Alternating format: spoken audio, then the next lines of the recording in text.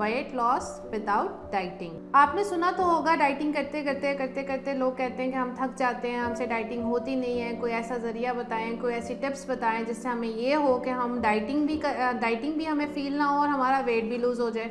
Is it possible, questions ये आते हैं पेशेंट के, इज़ इट पॉसिबल कि विदाउट स्किप ईटिंग हैबिट के हम अपनी डाइटरी मैनेजमेंट को बेहतर कर सकते हैं या हम अपना वेट लॉस कर सकते हैं? जी हाँ, बिल्कुल कर सकते हैं।